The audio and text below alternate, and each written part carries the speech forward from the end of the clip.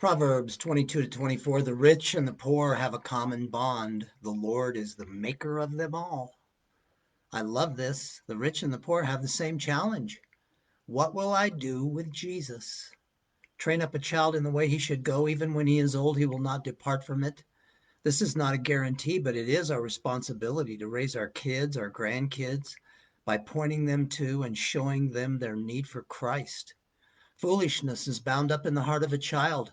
The rod of discipline will remove it far from him.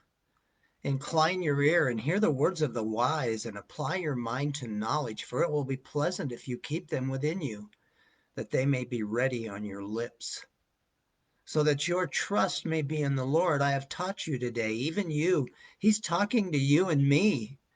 Do not be among those who give pledges, among those who become guarantors for debts, which means don't become a co-signer. Do not weary yourself to gain wealth. Cease from your consideration of it. Do not hold back discipline from the child. Although you strike him with the rod, he will not die. You shall strike him with the rod and rescue his soul from Sheol or death. Do not let your heart envy sinners, but live in the fear of the Lord always. Surely there is a future, and your hope will not be cut off. Do not be with heavy drinkers of wine or with gluttonous eaters of meat. Buy truth and do not sell it. Don't sell the truth. Man, I see people doing that all the time.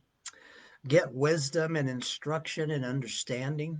Give me your heart, my son, and let your eyes delight in my ways. My wisdom, a house is built. By wisdom, a house is built, and by understanding it is established. And by knowledge, the rooms are filled with all precious and pleasant riches.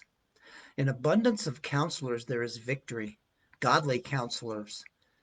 Find someone who's going to tell you what God says. Deliver those who are being taken away to death and those who are staggering to slaughter. Oh, hold them back. Tell them about Jesus. Do not rejoice when your enemy falls, and do not let your heart be glad when he stumbles, or the Lord will see it and be displeased and turn his anger away from them. That is not the heart of God. Let's pray for them. Do not fret because of evildoers or be envious of the wicked, for there will be no future for the evil man. The lamp of the wicked will be put out. I passed by the field of the slugger, and it was completely overgrown with thistles. Its stone wall was broken down. When I saw this, it preached me a sermon. A little sleep, a little slumber, a little folding of the hands to rest.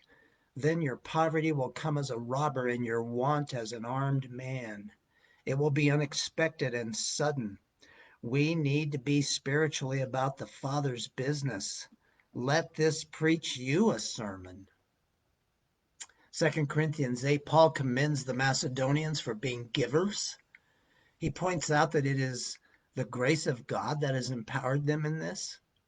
Even as we are to abound in faith, learning, and love, we are also to abound in giving. We should not give in a way that afflicts us, but according to what the Lord has given to us. In this way, we can be cheerful givers.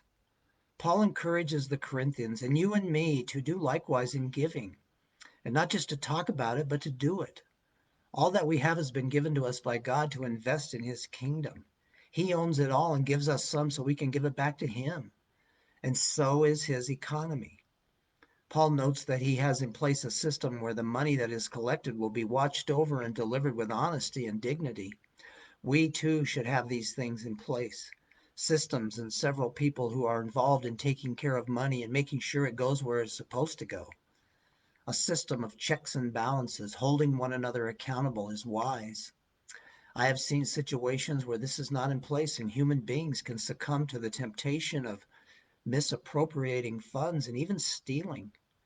We are to be shrewd as serpents and harmless as doves.